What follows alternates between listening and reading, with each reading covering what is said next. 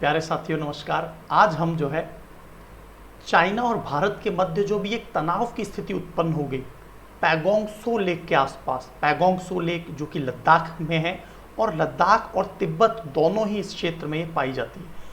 तो किस प्रकार जो है चीन भारत के खिलाफ एग्रेशन कर रहा है, अपना गुस्सा दिखा रहा है और वो किस किस प्रकार से पाकिस्तान के साथ मिलकर भारत के साथ गिमिक्स चालबाजियां करता है और किस प्रकार भारत पर रणनीतिक दबाव बनाता है और भारत भी इसके खिलाफ किस किस प्रकार से चाइना पर दबाव बना रहा है, इन सभी के बारे में हम लोग बात करने वाले हैं।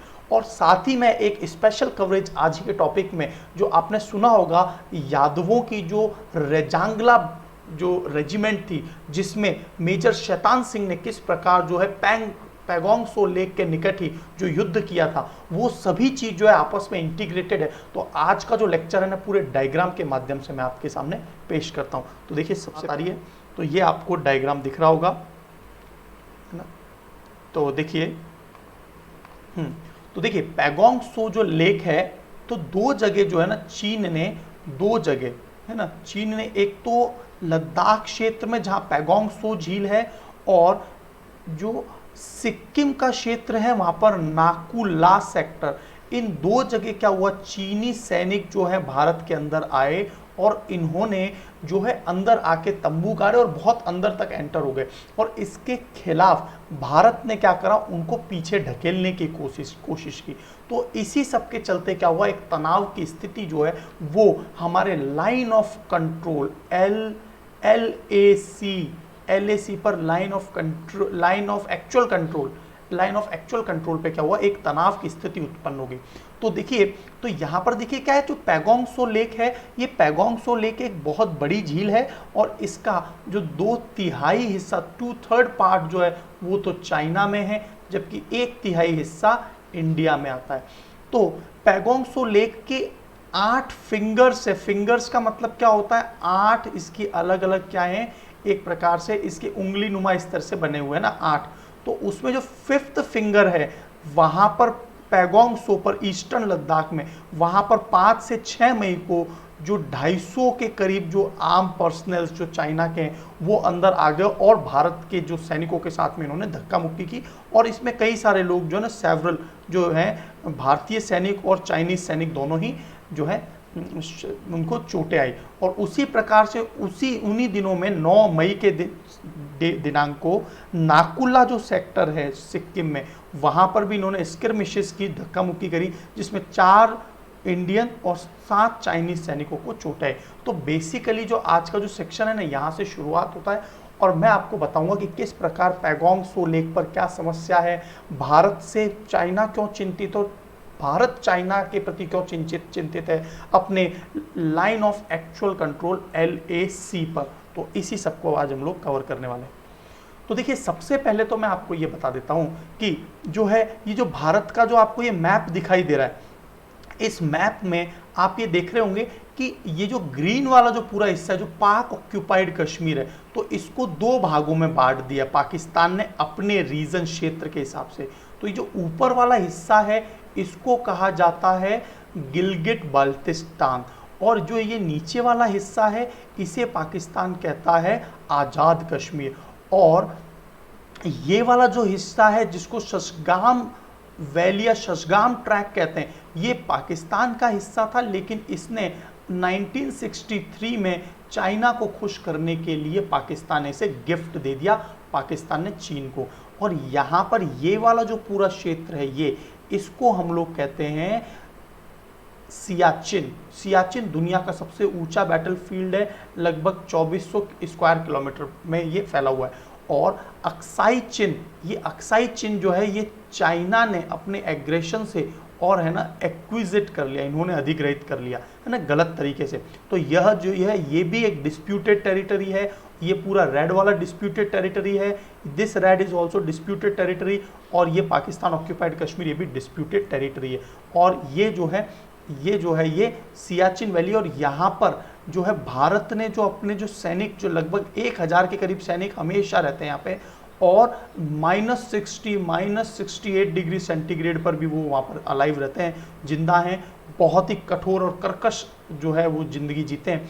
और एक दिन का इंडियन भारतीय गवर्नमेंट का जो खर्चा है सियाचिन ग्लेशियर पर वो 64 करोड़ के करीब एक दिन का खर्चा है। तो ये कुछ पॉइंट्स आपको पता होने चाहिए। अब जो सारा जो विवाद है वो यहाँ से है, जो पैगोंग सो जो झील है, उस पैगोंग सो झील पे क्या होता है, चीनी सैनिक जो है अपना तंबू गाड़ के 3 से 5 किलोमीटर अंदर आ जाते हैं और भारतीय सैनिकों से धक्का मुक्की करते हैं। तो आपको आज ये समझ में आ गया होगा कि पाकिस्तान के गिलगिट बाल्टिस्तान प्रदेश है और इस प्रकार से ये है ना। नेक्स्ट देखिए, नेक्स्ट डायग्राम में आपको एकदम क्लियर हो जाएगा।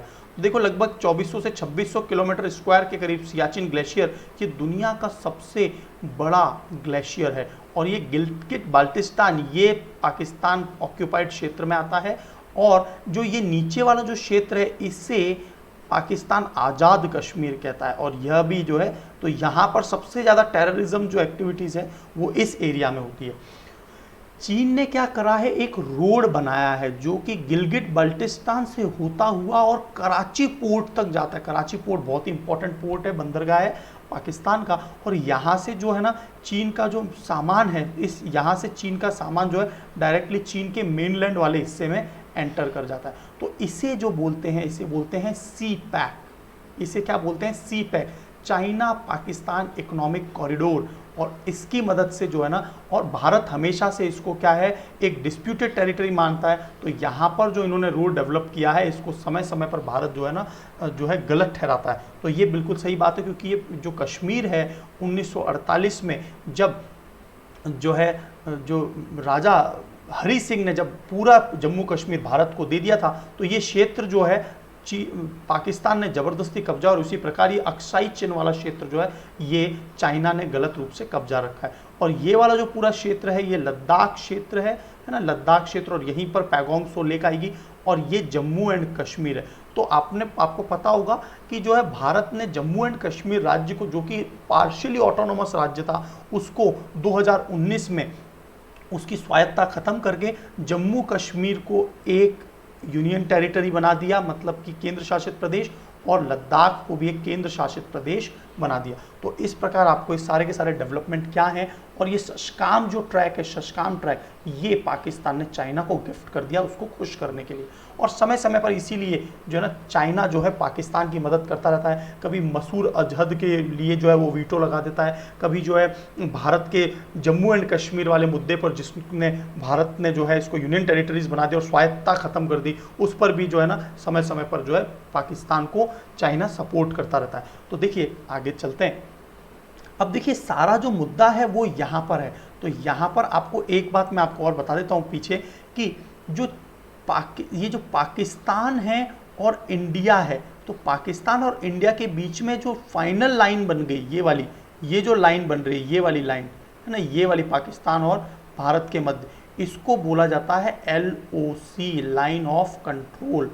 और जो ये वाला जो रोड है, ये वाला जो ट्रैक है, ये वाला ट्रैक, इसको हमने क्या मान लिया है, ये थोड़ा सा है ना नीचे वाला उत्तराखंड भी, इन्होंने उत्तराखंड का भी कुछ सेक्शन ले लिया है। तो इसको बोलते हैं LAC, Line of Actual Control. तो Line of Actual Control is between India and China and Line of Control is between India and Pakistan. तो ये बात याद रखनी, आज़ाद कश्मीर, गिलगिट बाल्टिस्तान, ये सभी आपको क्षेत्र पता चल गए होंगे।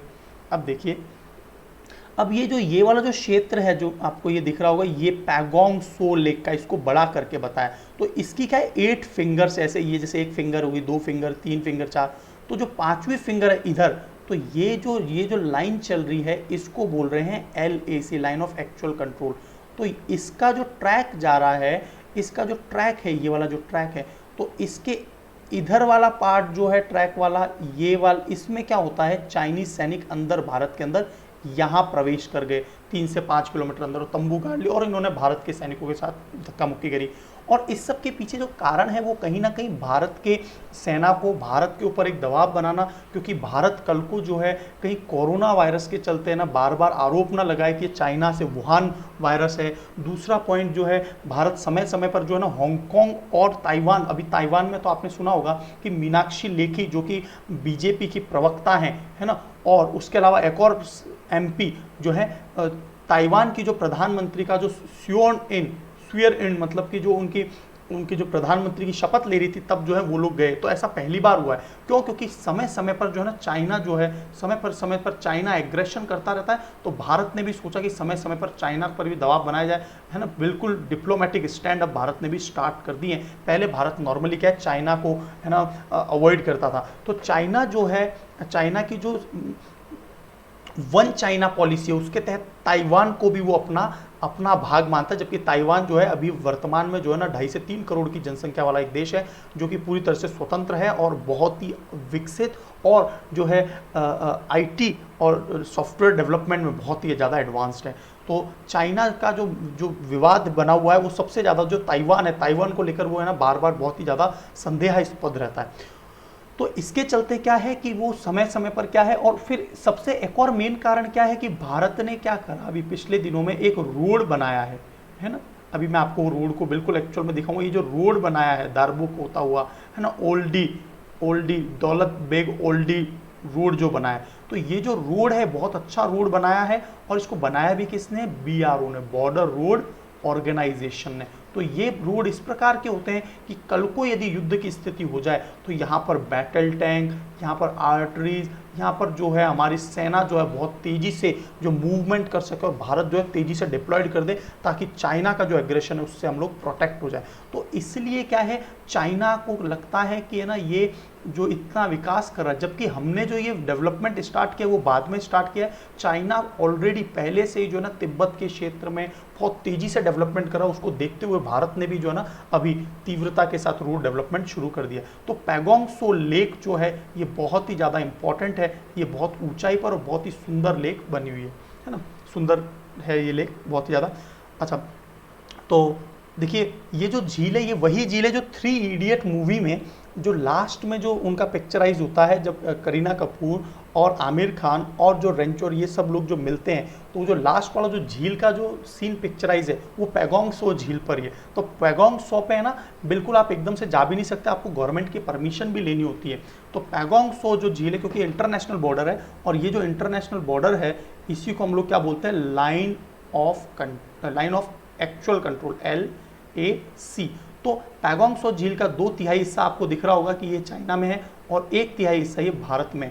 और फिंगर 5 है, 5वीं जो फिंगर है वहां पर ये चाइनीज सैनिक अपने अंदर आ गए थे। अब देखिए चाइना की सबसे बड़ी समस्या है ये वाला जो रोड है, दौलत बेग ओल्डी से लेकर मुर्गो, है ना, और DSDOB श्योक। तो देखो दौलत बेग, श्योक और डरबुक, ये जो रोड है ये लेह से लद्दाख होता हुआ जाता है। ये भारत ने BRO की मदद से डेवलप किया है। और यहाँ से होते होते हम लोग सियाचिन ग्लेशियर, जो दुनिया का सबसे ऊंचा ग्लेशियर है, ओल्डी बेग नाम का भी जो एयर स्ट्रिप है, वहाँ पर आसानी से क्या है हमारे बैटल टैंक्स को पहुँचाया जा सकता है। और इसी दौलत बेग ओल्डी भाग पर भारत ने अपना सबसे बड़ा जो विमान है, जो हमने अमेरिका से लिया है, globe master, GLOB, globe master. ये ग्लोब मास्टर का पूरा नाम है C-130 globe master, C-130 globe master. इसको भी हमने यहाँ पर उतारा हुआ है। तो चीन को इस पर आपत्ति है और इसके चलते क्या है, चाइना जो है अपना एग्रेशन बार बार दिखाता रहता है और बार बार जो है बॉर्डर के ऊपर जो है अपना एग्रेशन दिखा के भारत के ऊपर एक डिप्लोमेटिक दबाव को लाना चाहता है। ये इसका मेनली उद्देश्य है। तो आपको ये सारी पिक्चर क्लियर हो गई होगी। अब हम लोग कुछ पैगोंग सो लेक के बारे में पढ़ लेते हैं और साथ ही साथ हम लोग ये भी देखेंगे कि किस प्रकार जो रेजांगला आर्मी के जो एक बहुत ही शानदार मेजर, जिनका सभी भारतीयों ने नाम सुना है, मेजर शैतान सिंह, वो भी पैगोंग सो लेक के पास जो सुलूर नाम की जगह है, वहां पर चाइना को बहुत ही युद्ध में रणनीति अपनाते हुए बहुत ही शानदार तरीके से अपना जो है ना पराक्रम दिखाते हैं। और इसीलिए रेजांगला आर्मी, जो यदुवंशी यादव लोग जो हैं, हमारे रेवाड़ी के अंदर जो यादव लोग हैं, वो रेजांगला आर्मी को बार बार प्रेस फॉर कर रहे हैं कि इसकी भी रेजिमेंट होनी चाहिए, जैसे राजपूत रेजिमेंट है, जैसे जाट रेजिमेंट है। तो भविष्य में हो सकता है यदि इन्होंने अच्छा दबाव बनाया तो रेजांगला रेजिमेंट भी दिखाई देगी, जो कि यादवों के ऊपर होगी। तो है ना, यादव इसमें मेनली होते हैं इस तरह से, है ना। तो देखिए हम लोग आगे देखते हैं कि पैगोंग सो झील की लोकेशन क्या है, वो कितने हजार मीटर, है ना, 14,000 फीट ऊंचाई पर स्थित है। तो अब अन्य हम सभी टॉपिक्स को भी कवर कर लेते हैं। अब आ रही है बात, तो देखिए पैगोंग सो जो झील है, एक मिनट, मैं आपका मार्कर निकाल लेता हूँ। हाँ जी, तो जो ये पैगोंग सो झील, ये भारत और चीन के बीच मौजूदा सीमा लाइन ऑफ एक्चुअल कंट्रोल में मदद कर रही है, और लगभग 134 किलोमीटर जो है ये एक लाइन ऑफ एक्चुअल कंट्रोल की तरफ से, वैसे तो बहुत लंबी लाइन है, लेकिन झील में जब ये नदी वाला हिस्सा आता है तो ये भी क्या है, इसके अंदर माना जाएगा। तो 134 किलोमीटर 134 किलोमीटर जो है ये जो है LAC इसके अंडर आता है, LAC, राइट। तो इसीलिए ये विवाद की वजह बना हुआ है। और देखिए आगे चलते हैं, तो इसके जो है LAC के 3 हिस्से बांटकर, है ना, LAC के जो है 3 हिस्से बांट दिए गए हैं, और इन हिस्सों को क्या बोला जाता है, देखिए 3 हिस्सों को बांटकर, एक तो पश्चिमी, मध्य और पूर्वी क्षेत्र है। और LAC की जो लंबाई है, पूरी LAC की जो लंबाई है वो भारत तो बोलता है कि 3488 किलोमीटर है, 3488 किलोमीटर, लेकिन चाइना बोलता है ये केवल 2000 किलोमीटर लंबी है, क्योंकि वो सारा का सारा हिस्सा है ना अपना कब्जे में बताता है, जबकि ऐसा कुछ भी नहीं है ना। तो दोनों देश जो हैं सेनाएं अपने अपने हिसाब से LAC की सीमा के ना मुताबिक जो है गश्त करती रहती हैं, और समय समय पर जब ये एक दूसरे के सामने आ जाती हैं तो धक्का मुक्की और जोर आजमाइश करना शुरू कर देते हैं, और इसके चलते क्या है, छोटे मोटे विवाद जो है उपजते रहते हैं, है ना। अब देखिए यूं तो LAC का ज़्यादातर हिस्सा जमीन से होकर गुजरता है, लेकिन इसका कुछ भाग जो है LAC का वो पैगोंग सो लेक, जैसे मान लीजिए ये है, तो ये पैगोंग सो लेक से होकर गुजर रहा है, तो आपको समझ में आ गया होगा, है ना। अब देखिए जो 134 किलोमीटर है, 134 किलोमीटर की पैगोंग सो के बीच में से गुजरता है, उसमें से भारतीय सेना इस झील का करीब 45 किलोमीटर के इलाके पर भारतीय सीमा पहरा देती है, और है ना, लेकिन समय समय पर क्या है कि चीनी सिपाही हर साल सैकड़ों बार भारत के इस LAC का उल्लंघन करके और अंदर आ जाते हैं और भारत के केंद्र सरकार पर दबाव बनाने की कोशिश करते हैं। लेकिन वर्तमान में भारत की एक सरकार बहुत ताकतवर है और वो किसी भी हद तक डरने वाली नहीं है। वैसे भी वर्तमान में चीन के ऊपर जितना दबाव है ना, उतना किसी अन्य दबाव नहीं है किसी भी देश पर, क्योंकि एक तो कोरोना वायरस के चलते वुहान से वो जो है पूरी दुनिया में फैल गया। उसके बाद में आपने ये देखा कि जो चीन जो है वो अनावश्यक ही बहुत ही ज़्यादा अपने आप एग्रेशन जो है दुनिया के सभी देशों पर दिखा रहा है, और जो है ट्रेड वार के चलते वो अमेरिका से बहुत ज़्यादा मुँह खा रहा है। उसके बाद ताइवान का इश्यू उसका बहुत बड़ा है, उसके बाद जापान से उसका बहुत भयंकर विवाद चल रहा है, और जो है हांगकांग को उसने क्या है अभी ऑटोनॉमी खत्म करने के लिए अपने नए प्रस्ताव पारित कर दिए, और दुनिया के सभी देशों को ये भी बोल दिया कि आप में से कोई बीच में नहीं बोलेगा। तो इस प्रकार की जो पॉलिसीज़ है उसके चलते क्या है, चाइना की एक जो शख्सियत है वो एकदम सामने आ रही है ना। और चाइना की जो चेकबुक पॉलिसी है वो भी अब सभी को उजागर है कि वो सबसे पहले तो क्या होता था, जो गरीब कंट्री है, जो छोटे देश है, उनको पहले पैसा दे देता और उसके बाद में उनकी ज़मीनें हथिया लेता। तो इस प्रकार से क्या है, चाइना का जो ये कम्युनिस्ट सरकार है जिसके हेड जो शी जिनपिंग है, वहाँ पे हमको सब कुछ एकदम क्लियर हो रहा है कि वो सब क्या चल रहा है, और उसके चलते चाइना एक बहुत बड़े दबाव में चल रहा है ना। तो देखिए तो 62 के युद्ध में भी क्या हुआ था कि जो पैगोंग सो झील इतनी अहम क्यों है, क्योंकि ये 14,000 फीट ऊंचाई पर है। सो जो है तिब्बत के अंदर इसको क्या बोलते हैं, झील कहते हैं, और ये एक लंबी सकड़ी और गहरी झील है ना, जमीन से बहुत चारों तरफ से जमीन से घिरी हुई है। और तनाव का कारण 1962 में भी जो युद्ध हुआ था इस इलाके में हुआ था, है ना। और 2017 में भी जो है ना, अगस्त 2017 में पैगोंग सो के निकट जो है भारत और चीन के सैनिक आपस में भिड़ गए थे, और जो है झील की चुशूर रास्ते पर पड़ती है। चुशूर रास्ता वही है जो चुशूर अप्रोच, इसे चुशूर अप्रोच भी कहते हैं, और यहाँ से क्या है, चाइना एक बार फिर अटैक करने की, चुशूर अप्रोच जिसे कहते हैं, तो यहाँ से जो है ना चाइना अटैक करने की एक बार फिर कोशिश कर सकता है, ऐसी संभावना बताई जा रही है। तो 1962 के युद्ध में भी चुशूर में चीन ने सबसे बड़ा हमला यही किया था, और रेजांगला जो आर्मी है जिसमें ज़्यादातर जो है यादव थे, उन्होंने भारतीय सेना का डटकर मुकाबला किया, और 13 कुमाऊं की जो अहीर रेजिमेंट है, अहीर जो है ये यादव ही होते हैं, तो इनके जो मेजर शैतान सिंह है उनका नाम सबसे ज़्यादा है ना स्वर्णिम अक्षरों में लिखा जाता है, क्योंकि इन्होंने बहुत ही ज़्यादा पराक्रम और शौर्य के साथ में युद्ध किया था। तो देखिए यहाँ से हमको एक बात क्लियर हो रही है, जो चुशूर अप्रोच है ना, इसका इस्तेमाल एक बार फिर से वो रणनीतिक महत्व के रूप में कर सकता है। और भारत ने जो लगातार ये जो रोड डेवलप करता जा रहा है उससे तो सबसे ज़्यादा उसको चिंता है, और भारत जो है लगातार बॉर्डर रोड ऑर्गेनाइजेशन लगातार रोड को डेवलप करती जा रही है ना। तो झील का जो 45 किलोमीटर का हिस्सा है, 1/3 वो तो भारत के नियंत्रण में है, और 89 किलोमीटर जो है वो चाइना के कंट्रोल में। तो इस प्रकार क्या होता है, पैगोंग सो झील के आसपास जो है ना चाइना एक मजबूत इंफ्रास्ट्रक्चर बना रहा है, रोड डेवलप कर रहा है, वो अपनी बुलेट ट्रेन को जो है ना पूरे तिब्बत तक ला चुका है। तो इसको देखा देखी जो है ना भारत के सरकार के ऊपर भी दबाव है, और इसलिए जो है ना भारत को भी कल को यदि युद्ध होता है तो आसानी से हम लोग अप्रोच कर सके। तो झीलों के किनारे पर सटे ऐसे सड़क बना रहा है और भारी सैन्य वाहन भी जिससे आ जा सके। तो इन सबको देखते हुए भारत की सरकार भी बहुत चुस्त दुरुस्त है, और भारत में जो आपने देखा होगा पिछले दिनों में किस प्रकार आर्म सर्विसेज के अंदर चीफ ऑफ डिफेंस स्टाफ एक नई पोस्ट बनाई है ना, और जो है नेशनल सिक्योरिटी एडवाइज़र हमारे बहुत ही शानदार हैं अजीत डोभाल साहब, तो नरेंद्र मोदी जी, तो ये सभी बहुत अच्छा काम कर रहे हैं इस दिशा में। और जो है ना चाइना के किसी भी प्रकार के दबाव को हम झेलने को तैयार हैं, और दबाव को क्या, वो किसी भी प्रकार का एग्रेशन करता है तो हम लोग उसका मुंह तोड़ जवाब देने के लिए बिल्कुल सक्षम है। तो आपको अब जो आगे जो मैं एक लेक्चर लाऊंगा वो लाऊंगा मैं आपके लिए ताइवान और चाइना इश्यू और हांगकांग और चाइना का जो विवाद है, और उसमें भारत का क्या पेच है, भारत किस प्रकार जो है ना अंतर्राष्ट्रीय जो मंच है उस पर चाइना पर दबाव बना सकता है। जिस प्रकार चाइना जो है पाकिस्तान की मदद करता है, उसी प्रकार भारत भी जो है ना उसको अलग अलग तरह से है ना कूटनीतिक तरीके से, स्ट्रेटेजिक तरीके से क्या है उसको मात देने की कोशिश कर रहा है।